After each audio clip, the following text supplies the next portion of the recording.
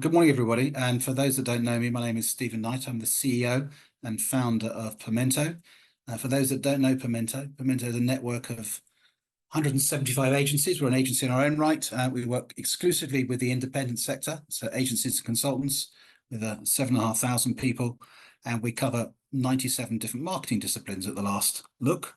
And we've been doing it for 20 years. So it's nice you can join us today. We had a great response from people who are keen to join us today. No doubt as we go through this call, there'll be more people joining us. It's going to be recorded, as you heard. We're sharing the recording with you, and if there's anyone else in your organization you want to share it with, we'll link it through to our YouTube channel, our Pimento YouTube channel. And today, as you know, we're going to be focusing on AI. And there's been a huge amount on AI in the last 12 months. We've covered it ourselves on numerous occasions. But today is really kind of getting under the skin of it and to try and discuss some of the truths and myths and really try and engage around what you should be doing and what you could start to invest in AI and to start to create a strategy for your brand, business, or agency. We've gathered three leaders at the forefront of the development of this incredible technology, and I'd like to welcome this morning Tom Head, who's the co-architect at Generate. That's G3NR8. See what we did there. They're a consultancy for a new age, advising brands and businesses in the AI and Web3 space.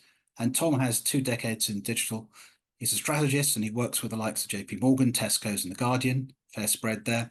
And Generate position themselves as navigators for the web's next frontier. So great, you're with us today, sir. Charlotte Bunyan is an industry leader. She's a trailblazer who's spent the past decade working at the intersection between strategy, creative and innovation. And she's worked at senior levels across leading experiential, creative and integrated agencies, as well as mentoring founder startups in this space. And she's just launched, as of today, her own consultancy in this space. So ARQ/lab.com is a new entrant into this space. So welcome to you, Charlotte. It's great to have you with us. And finally, Rahid Talwar. Rahid has been a global futurist. Rahid has been a global futurist, award-winning keynote speaker, author, and the CEO of Fast Future. And he helps leaders in businesses and governments to anticipate and prepare for the future. He advises clients on the forces that are shaping that future and the major drivers of disruption. As a leading authority on AI, he works with executives across sectors to help embrace and deploy generative AI to drive personal and team performance. And to date, he's worked with leaders in over 2,000 organizations in 80 different countries around the world as both a keynote speaker, executive educator, a mentor, consultant, and researcher. And he is the lead author and co-editor of 9 books on the very subject. So I think you're in pretty good hands. But before we start, I want to... Sorry. Missed that. Okay. Before we start, what I'm going to do is run a little poll, if I may. And what I want to do is basically put up a question on the screen. And this is really designed to understand exactly where you are on that AI journey. So if you could put the poll up for me, Spencer, that would be wonderful. Make sure I allowed you to do that. Okay. So if you could all have a look at this one now and answer it live as we speak, that would be wonderful.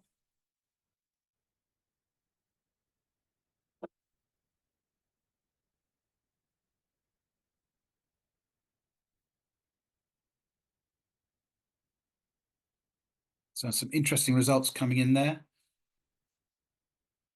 8 people quite unsure, but keep going.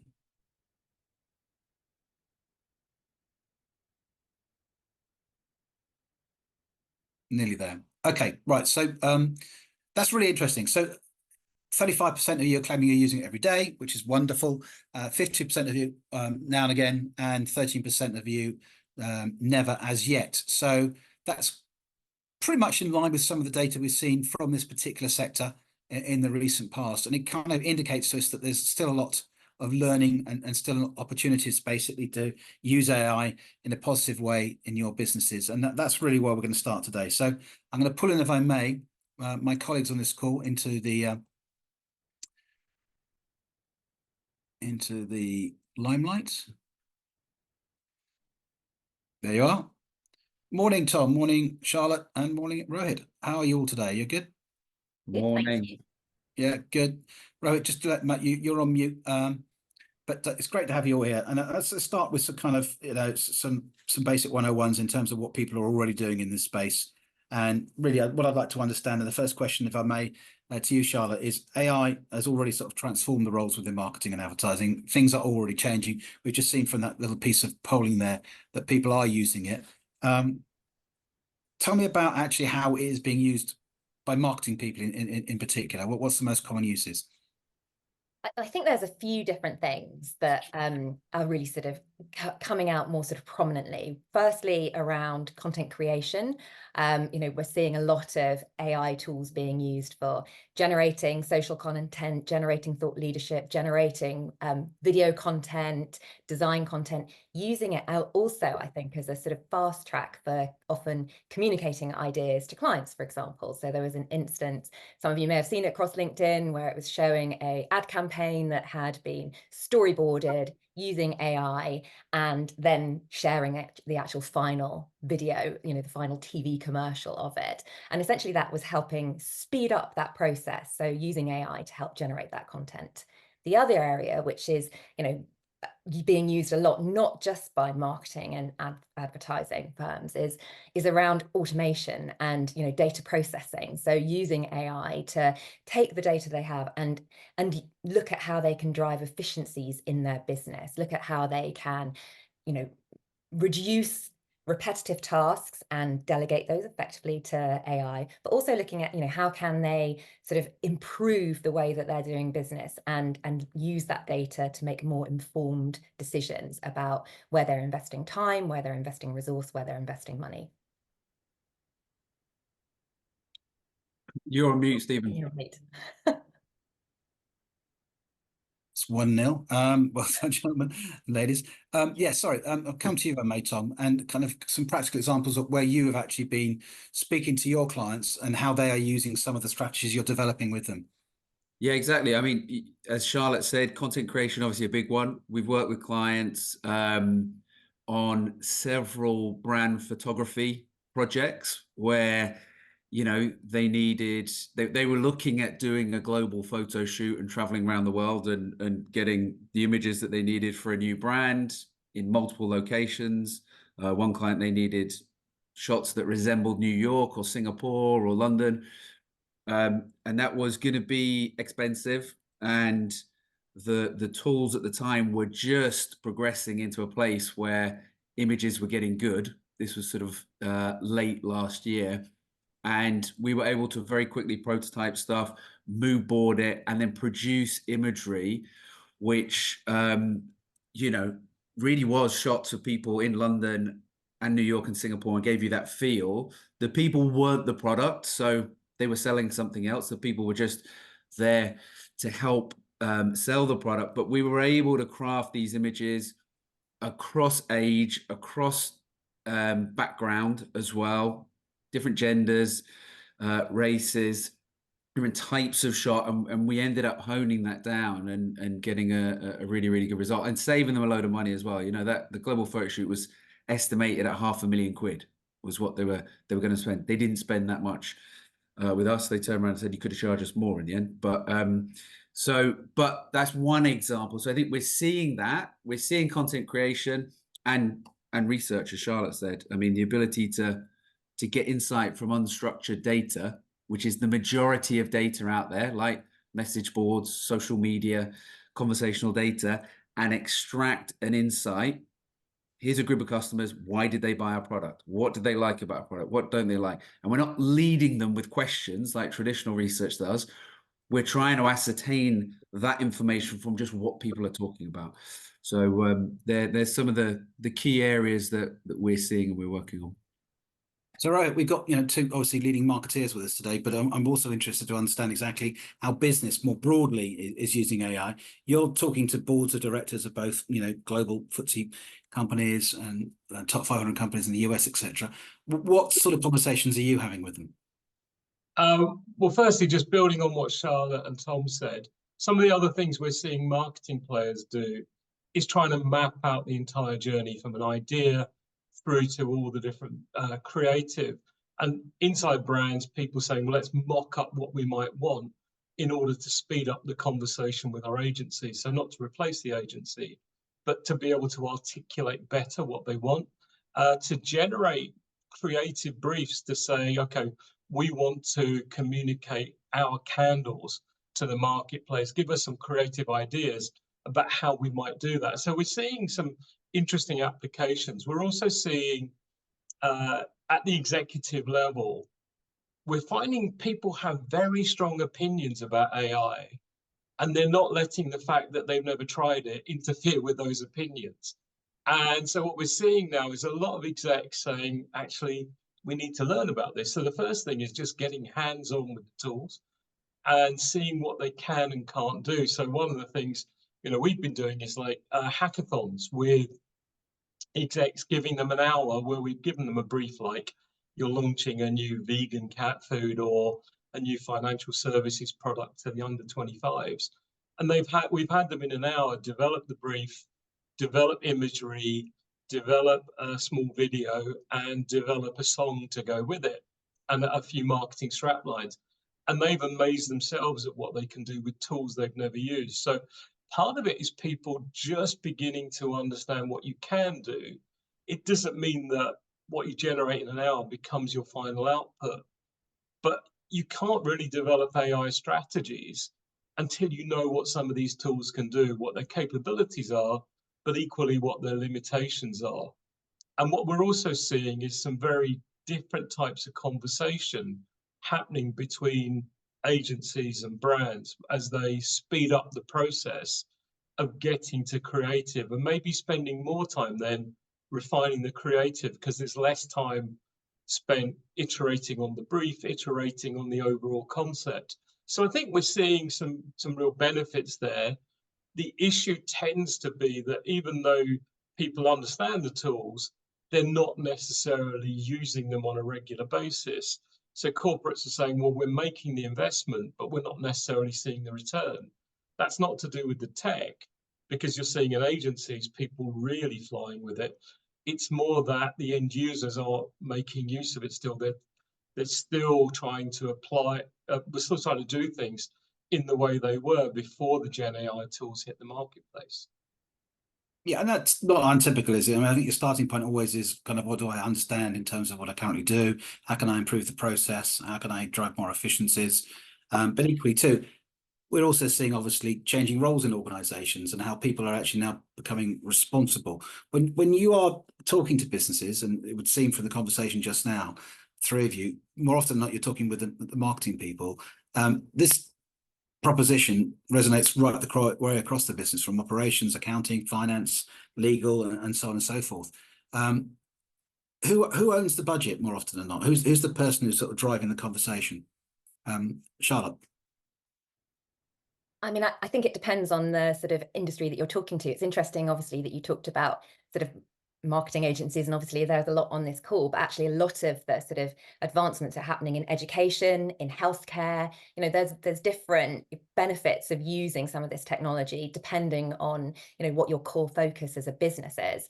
I think one of the challenges of that investment from organizations is who really does hold the budget, because is it your CTO? Is it your IT department? Is it your, if you're a very large organization, do you have someone that's responsible for innovation or customer experience, for example? Some of this could fall under that bracket. And I think that that's partly where we're seeing, Rohit touched on it, this sort of a little bit of sort of diffusion of focus, because people don't quite know where should they be using it. They're seeing the opportunity. They're sometimes seeing their competitors really making those strides, but they aren't quite clear where that sits. And I think that it needs to really be baked in at the very senior level. It's about having a strategy and aligning that with your business strategy. That's when you can then almost begin cascading that down to particular teams within your organization that should be making that a priority, to look at how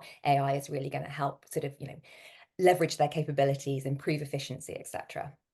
So this sits at board level. It's not necessarily purely the CMO's remit. As an organization, head of strategy or the COO or the CEO, needs to have a point of view on this. I mean, I've been around long enough to remember sort of back in the 80s when everyone was, rushing towards building websites, and it was the chair lady, whatever it happened to be at the time, who was sort of turning around and saying, "I think we need one of these, don't we?" And marketing picked up the gauntlet and went with it. But this, as you say, this impacts on the whole business as a whole. Tom, do you tend to be advising purely marketing departments, or are you more broad than that?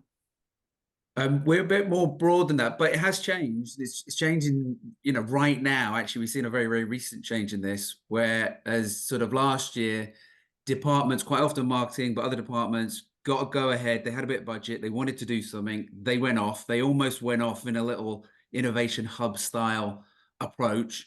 Now we're seeing our clients have changed. So we've run a couple of projects that have gone well. Then tech has got involved and they've bought a license. So they've made a call. A lot of people are making a call because they're already in with the Microsoft tech stack to buy enterprise licenses with OpenAI. And so that has happened. Now, tech own that in terms of a license, but the reality is that every department in a business will have an AI budget, right? Eventually, every department will. It will vary by department, but you will need an overarching policy, and then departments will need their own ways of working with this technology. But I think you'll see the tech team, or from the top, they own the big partnership or the big license cost, and then they'll be managing who does what across an organization to make sure that it's aligned and they're all heading in the right direction. And that's what we're seeing now. We're seeing teams have had some success, or in some cases people have gone rogue and they've gone, right, we've got to put a stop to this, because we can't have half of our copy team writing stuff from ChatGPT and then copying it and putting it straight out into the world. It's too much of a risk. So they're sort of taking a step back to then move forward. But yeah, that sort of tends to be what we've seen. Predominantly marketing, but it's wider than that. Okay, and Rohit, for you, same question. I mean, you're engaging with chair, you're engaging with boards. What questions are they asking of you? Well, firstly, we've very rarely seen the budget being owned or the drive coming from the board. I think they're becoming more aware, but we very rarely see them being the major force around the adoption of AI. More and more, we're seeing it coming from C-suite. But the majority of what we see is it comes from whoever gets on board first. Whoever's championing this ends up being the AI champion for the organization, and initially getting the budget to look for applications and drive them. One of the most interesting things we're seeing in regulated businesses is compliance having more and more of a say. So not necessarily owning the budget, but individual business units not being allowed to spend their budget until they've got compliance sign-off on how they want to use this, what they want to put into it, how we validate what we're communicating to the market. So you take financial services, the amount of agonization that goes on around every word in a piece of marketing content that goes out. Well, now you've got compliance also wanting to check everything that you might generate with these tools. I think the interesting thing now is that you're hearing a lot of CEOs saying, yep, we want to do AI, we want to use it, not necessarily quite sure what they've just asked for, but also being very uncomfortable that they don't believe the people in the organization really get it in terms of the opportunity, or that they have the capabilities to do it effectively. The other big fear is that there's this sort of shadow Gen AI function emerging where we've seen some data that says like 80% believe that AI is going to be really impactful, but they don't think their organization has got a formal strategy, but they think that over 30% of their people are already using it informally and on things that are quite critical. So I think we're going to see an evolution of this in the next year or two, as execs in particular get their hands on the technology, get their heads around what it can do, and then start to work out what the right strategy is for rolling this out. Right now, there is also this kind of, if you like, tendency to copy what people have done in the past. So a new technology came along and you went to the big consultants to help you. So I heard last week that apparently Accenture are making more money out of providing Gen AI solutions than all of the venture funded tech startups in AI, which is incredible. And, you know, if you think about it, the people are going back to the very traditional route of saying, let's bring those big players in to help us work out what we want to do and then build it for us, which is slightly insane, but you can understand why that's happening. Okay, so from what you just said there, there's kind of a mixture of fear and mixture of a requirement to actually create a budget to invest in AI, but little evidence of a strategy working across the business, but it sits in silos in different areas, and in many cases, marketing appears to be taking the lead. But more often than not, it's actually in helping them improve efficiencies around processes that they traditionally did anyway. They're just using AI to get it to be more productive and to get to the solution quicker. That seems kind of the feedback that we've had in recent months, and it kind of concurs with certainly my personal view. But I think one of the other things that I think is quite exciting now is obviously we have big pressures on improving productivity as a nation. We know that we lag behind many other developed markets around the world when it comes to how we as a country drive more productivity. We're also obviously facing up to the fact that you know, budgets are really tight at the moment, and the economy isn't exactly flourishing. So trying to get organizations and trying to make the case for investment in AI, how do you help brands and agencies to actually pitch that and actually present that to their clients? Because a lot of this stuff is, you know, isn't the ROI may not be completely evident, at least initially. What sort of arguments are you using to persuade clients? And that goes to any of you. I will happily show what we see. One is the brands, the agencies showing brands what you can now do with the tech, and then showing how it can be used in the interactions between brands and their agencies, and then demonstrating why you still need the agency, that what is the creative overlay they bring on top of what the technology enables, and then selling it both on the creative element, but also on the cost savings, on the speed of turnaround, and on the way that brands can use their internal marketing resources far more effectively in that engagement process to get to output and to get it out into the marketplace faster. Yeah, I mean, I think the ROI actually is really easy, right? It's actually absolutely what you should be focusing on if you're selling this or positioning this, because there's a real question that if you're not able to clearly articulate an ROI, you're probably working in the wrong area with this stuff, right? That is, you know, there are some areas where you can make a case for it, of course, learning, education. There are some really good areas where, from a creative standpoint, you know, mood boarding and going wider and stretching your thinking, it's really good for. But on the whole, most of the time, there's super clear areas of ROI. And if there isn't one, then that's probably a good steer to say maybe we're not in the right place in this company, because really what you should be doing is looking at where can we speed things up, exactly as Charlotte and Rohit just said. If you're speeding things up, there's an easy way to produce a potential ROI. The brand photography one that I had listed out there as an example, very, very clear ROI on what they were going to spend, not just in money, but in time and length of time and effort, and what they were going to get versus what we delivered.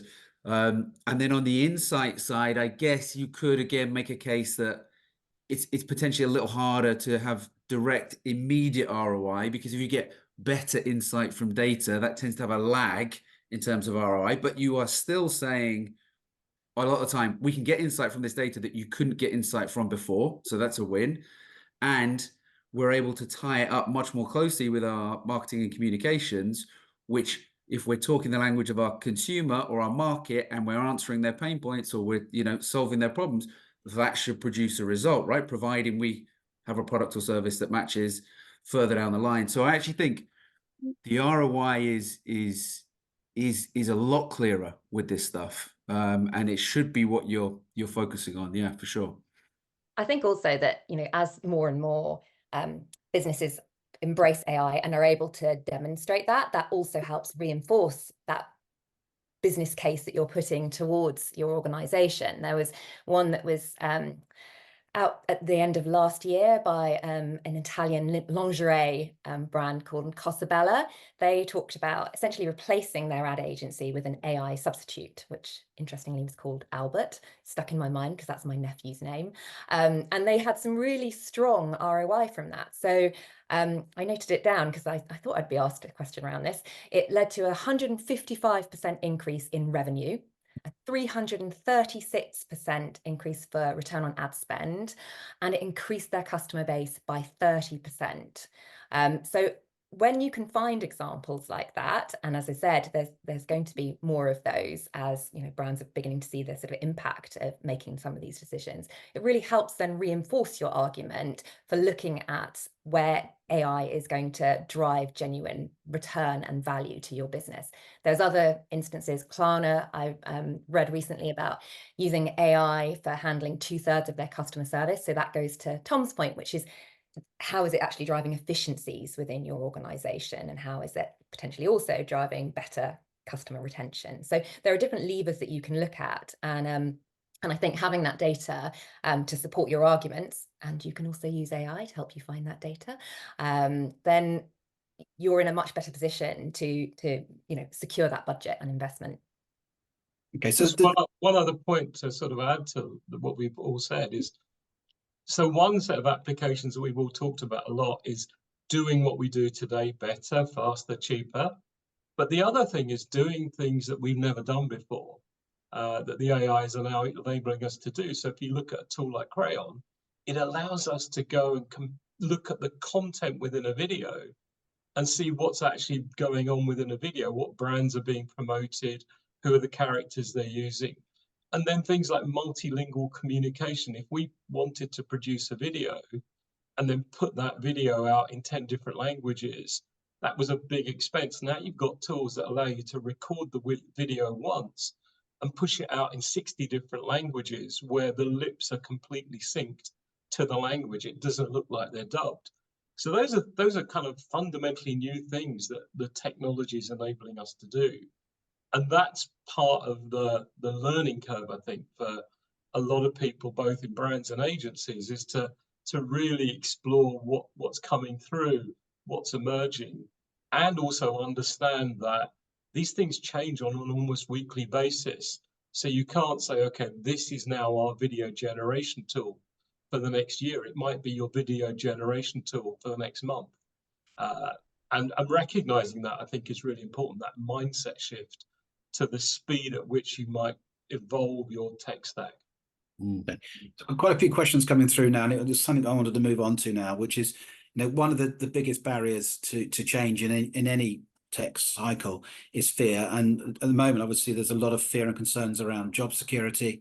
We've seen yesterday the government published the latest unemployment figures. It's crept up now to 4.03% of the available workforce. I understand there is 1 million young people who basically have decided that they either don't want to work or they actually don't know what to work in.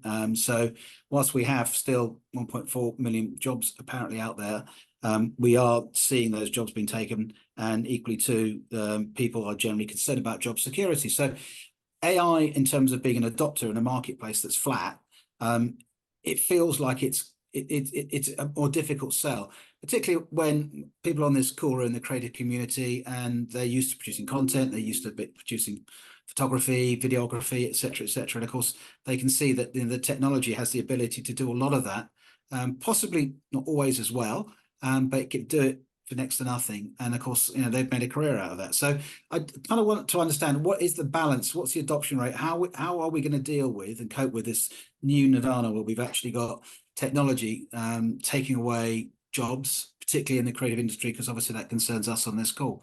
Let's start with Tom. Yeah, I mean, it's a good question, and I see in the chat and the questions in there. Obviously, my example of the photography one was where we did take jobs from a photographer, right, and a team that would be on location, and the rental of a shoot location, and other aspects. So we're acutely aware of the fact that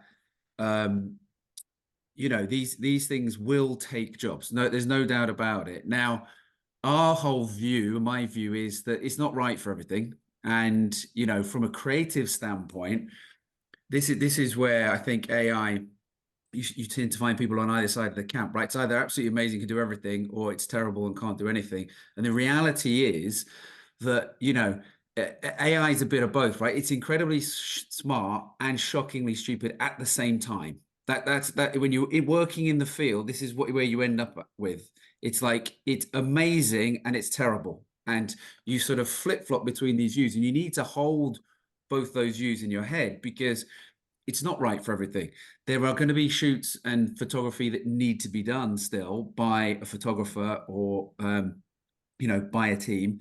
And there's other aspects that we're going to be able to do with AI. Now, from a creative standpoint, I think what we've seen with the creatives we work with is you've got to understand and start adopting the tools and build them into your workflow, because we're right on the cusp now of, we've got clients coming to us going, was this generated by AI? When we get that question now every couple of weeks, and it's either an image or something that their comms team or comms agency has written, and they want us to tell them, has it been written by AI? So we're already there. So you've got to think, what stuff do we do today that we're not going to do in 12 months or 18 months time? Because if you're an agency, a client will take that in-house. And if you're a client, what you're going to want is you're going to want to pay an agency who can do way more with the tools, because their knowledge is greater than yours.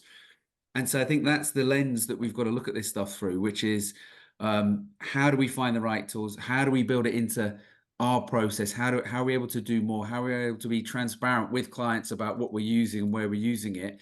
And then they will come back to us. But if you ignore that, you'll just lose those services that you're delivering now in the next few years, you know, and it might be sooner than that. I think the real opportunity is in collaboration and co-creation, and using AI to augment and enhance what we can do, and also to reduce, in some ways, you know, more of the administrative functions, more of the kind of, you know, trawling through lots of information in order to find the sort of the nugget that will help sort of generate a new insight. And, you know, from what I've seen and what I've experienced, you know, that's where AI is hugely beneficial. And it still needs, right now, and I'm not saying that things won't change in the coming years, it's very, very fast in terms of how things are improving, but it still needs, you know, human input. It still needs human insight and understanding to take that information and turn it into something that really is, you know, moving the dial. And that's moving the dial both in terms of how you're applying it, but also creatively. I've used AI a lot, almost as that starting point, you know, using it to almost sift out where there are, you know, it's relying on cliches, it's relying on information that's already out there, it's already using, because it's using information that exists, you use that as your foundation, and then you apply your own knowledge, your own expertise, your own insight. You know, there was a great example around, you know, the thinking process may be shortened, but it's the creative element that you add to it that makes the magic. And in most cases, that's human led. And certainly my experience, I've used AI for a variety of different tools. It absolutely sucks at brand naming. It absolutely sucks, not entirely sucks in fairness, but it's really not great right now at generating brand logos. But it gives you a starting point. And I think that's what's interesting. And I think particularly for smaller organizations, you know, perhaps this is an opportunity for them to step up and just to feel like, actually, you know, these are tools that they can use to really help supercharge their own creativity and their own output. That's how I like to think of it. And that's, you know, I do feel optimistic that it's about, you know, giving the training, giving the resources, giving the support to individuals to see this as, you know, a really enabling tool that they can use to do their jobs better. So I'm going to take a slightly different perspective to my colleagues on this, that AI is absolutely going to take jobs out of the marketplace. I heard recently about one of the big travel companies where they had about 2,000 people in the back office reconciling transactions. That's now down to 300 because those problems are replicated on a continuous basis, and machine learning can just take out a lot of that manual work. And we're seeing that across a lot of businesses.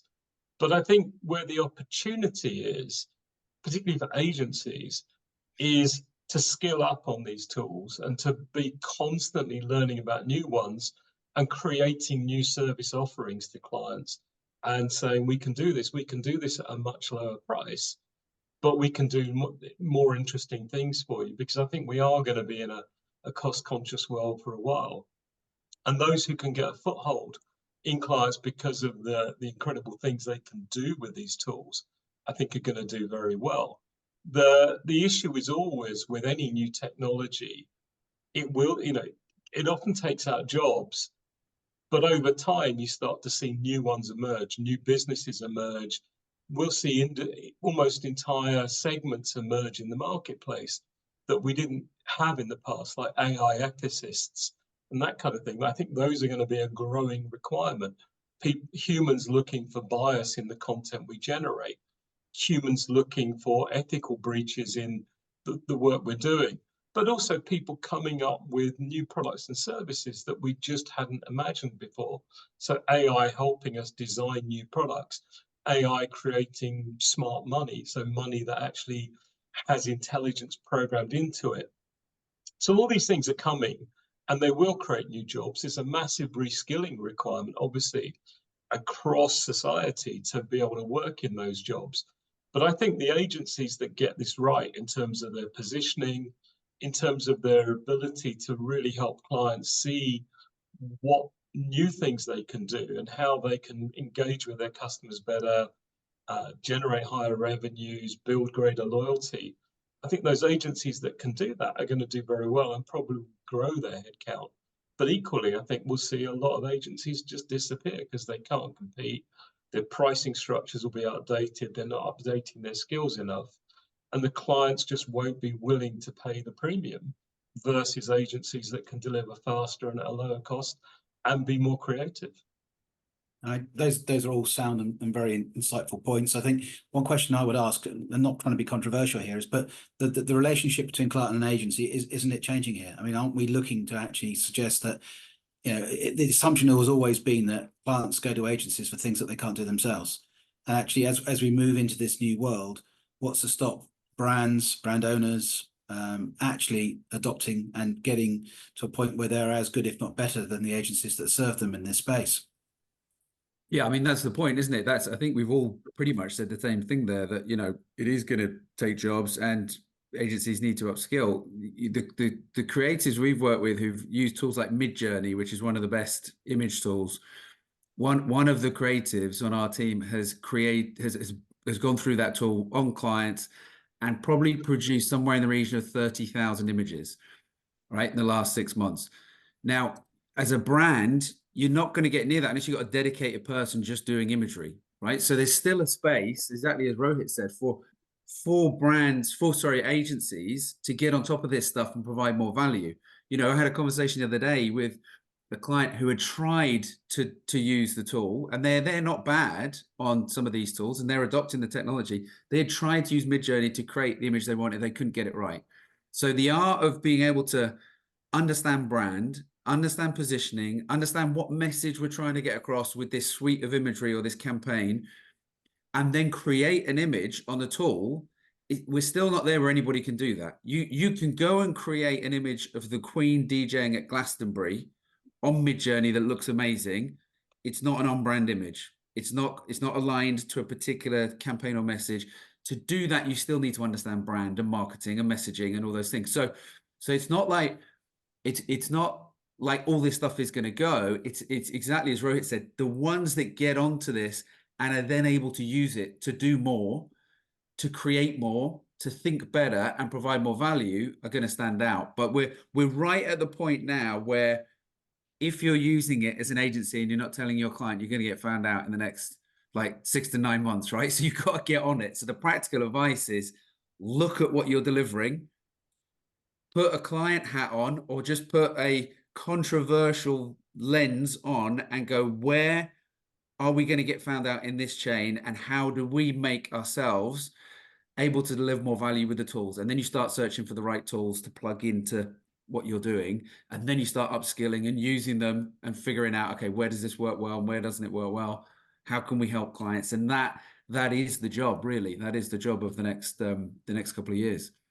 And to that point, just Sorry. quickly, the creative process itself is starting to change now. So in the past, if you gave a creative the job of generating an image, they would have largely relied on their experience and their ideas. Now you might well spend 2 hours on Discord channels and Telegram channels talking to people about how to frame prompts, what settings to use in Midjourney, and then 20 minutes actually generating the image. So that we're also having to learn a kind of different way of doing things and build our creative ecosystem to support what we're trying to do. And that's the kind of skill set shift, I think, that we're also going to need to adopt, and the mindset shift around how we do creative work. Okay, so the three parts of that equation are technique, process, and taste, in the sense that you need to understand the techniques and understand and have a process in order to be able to actually use the tools. And then you need to have that creative judgment and that skill, in the same way, frankly, the way agencies worked 20 years ago, which is, art directors, copywriters would work together. There'd be a creative director, 5 teams would be working on a particular client brief. Those ideas would be taken to the executive creative director, and he or she would basically tastefully choose the ones which were on brief and extended the proposition, or the best creative idea. To an extent, using those tools, a lot of that legwork is being done for you, but you still have to actually have judgment. You still have to be able to understand, actually, is this going to resonate and work with my target group? Obviously, you have the opportunity to test a lot of this stuff now, which obviously in the past was only open to you through research. Now you can do it on the hoof. But those are, I guess, the learnings.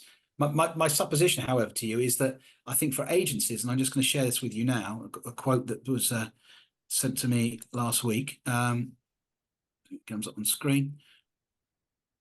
And my point on this is it's not just agencies.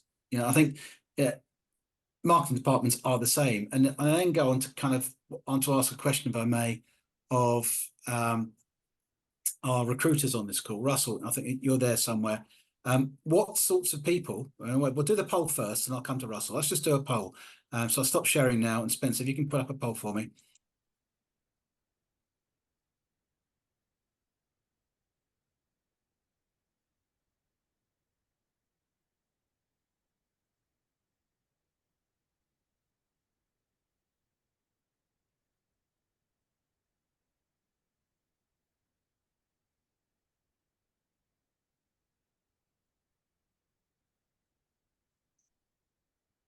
While the poll's running, I think you should take anything Sam Moulton says with a large pinch of salt. He's becoming skewing the research yet again. He's becoming the Elon Musk of the Gen AI world, isn't he? He just says stuff for the sake of it, I think, and obviously to promote his business. Well, my view on all of this is I'd like to believe it won't take 95% of the work, but the truth is I don't think any of us know. And I think the supposition therefore is we've got to get smart at this. And as you said earlier on, you've got to understand the tools, what's available, you've got to test it. The question I have is, how are we going to find these people? Do they exist in our organizations already, or is this an opportunity for employment? And I want to bring Russell in and understand from Russell, who runs a company called Future Work, what he is seeing. If you can come on and unmute you. Yeah. And what sort of roles in both client organizations and agency side are you recruiting for at the moment? And how much is AI playing a part in that? Right. That's a 3-part question. As always. Yeah, as always. So I think, the first thing I would say, because we've been working with predominantly an AI consultancies launching in the UK, sort of scaling up in the UK, global business, needed lots of AI people for about 2 years. And, for 2 years, there aren't those people out there. So it's about pivoting people with comparable skills into those organizations. Usually it's been digital transformation people, data scientists, programmers, machine learning engineers. And the great analogy I always use is back in '94, when I started working on what was then called new media, i.e. internet, there weren't people who were building, there weren't website builders. So we pivoted people who'd created integrated CD-ROMs into HTML to build websites for companies. It's exactly the same process at the moment. So it's about bringing people in. I think that you know, from my experience, that a lot of organizations may already have the resources already in situ within their business, particularly around data and data science, and obviously within IT as well. Where I think the challenge comes is for organizations is how they actually manipulate those people, the resources, to actually create an AI solution. I recently did a presentation to Lord Holmes, who's the chairman of the All-Party Parliamentary Group, advising the UK government around policy and legislation around the whole of AI. But my focus was very much around, obviously, AI in hiring. You know, I think that one of the biggest challenges, and not just in terms of hiring, but within businesses in totality, is that it's very easy to sort of, you know, utilize these tools, whether it's, you know, in marketing or supply chain or wherever, finance, whatever department, and actually it doesn't achieve its goals, it gets it wrong. And that's because of, you know, that's because of a number of factors. You know, one example I heard about was that the software that was created had a bug in it. Another area was human error, and sometimes people just don't understand what it's capable for. So you know, in conclusion, I think that, yeah, I mean, it's about bringing people in who have the mindset, are excited by AI, because it is exciting, let's face it, and it's not evolutionary, it's going to be revolutionary for every single business. And I also think it's also worth mentioning at this stage that the way that AI will evolve is that it will operate in vertical markets. So you'll have AI for telcos, AI for utilities, AI for financial services, retail, CRM, marketing, advertising. So you'll get all these specialist businesses or specialists who will focus on specific, as I say, specific verticals. And so what you'll need are people who understand, for instance, the telco market, but understand kind of how you can apply AI in that particular space, whether it's a process or whether it's a customer journey or it's you know, yeah, just general sort of processes and admin. Okay, that makes a huge amount of sense, because that kind of replicates the fragmented nature of marketing services we have today.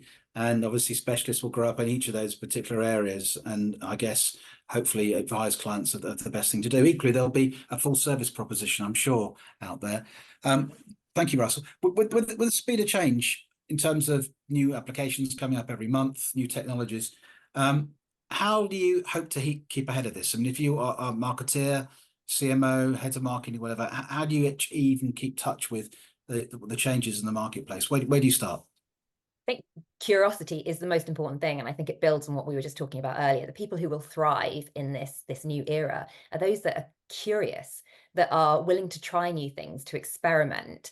And I think if you want to stay ahead, you know, immerse yourself, engage with these different tools, try them out. Don't expect them, as I think Tom said, to be brilliant immediately. You know, they might be shit to start with, but you need to sort of try, you need to get a feeling for them. So experiment, immerse, follow people who talk about it as well. I mean, there's so much free information out there.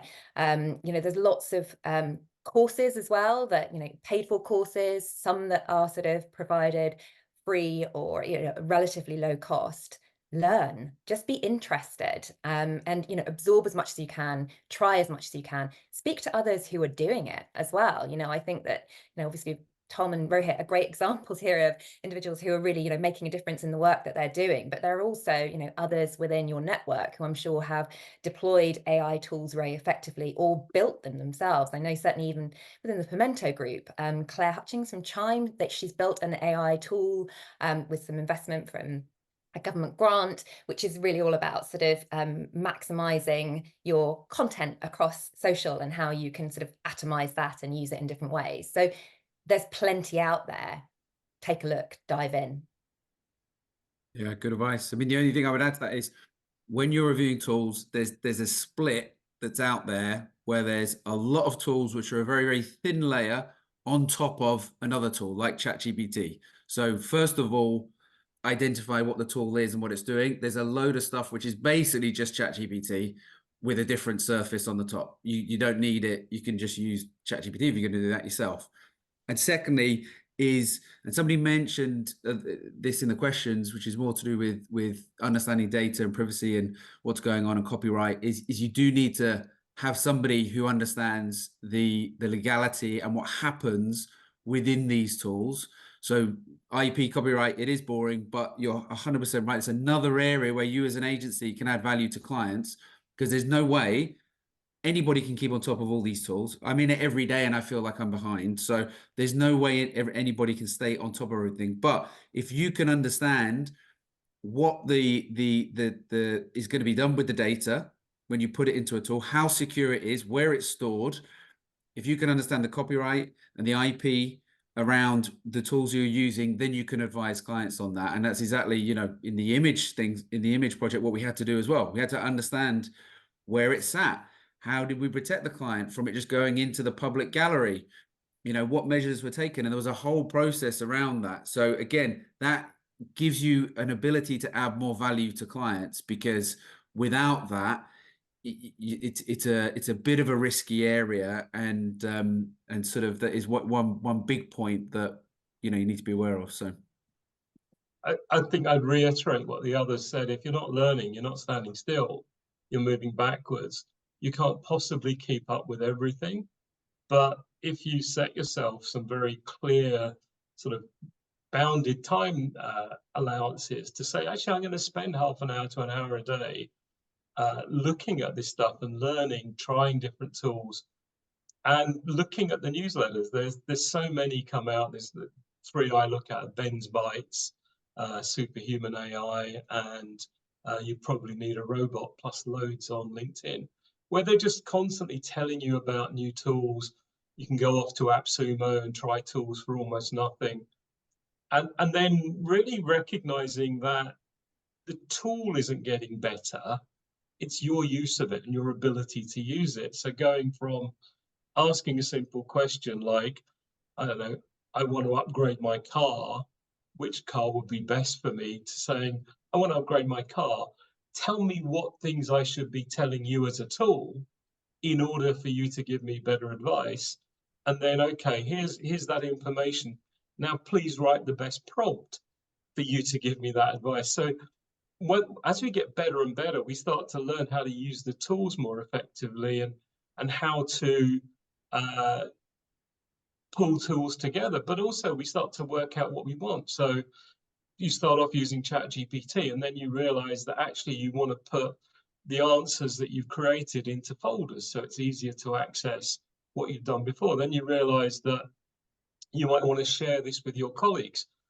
You might realize that actually you don't want to put any of this into the public domain and have the tool use what you've created. So then you might migrate from ChatGPT to Teams GPT or something like that. But it's only by playing with the tools, trying more things, and then looking at other tools that are available that you evolve your understanding and start to work out what would work for us as a team.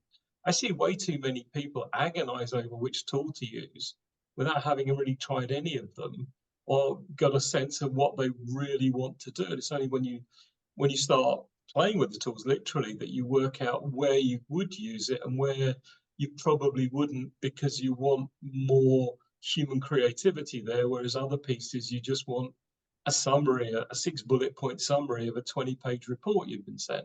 Mm-hmm. Yeah. Okay. Well, listen, that's all brilliant advice. It's almost like the 10,000 hour rule, isn't it? You're going to get expert at anything, you need to put the time in.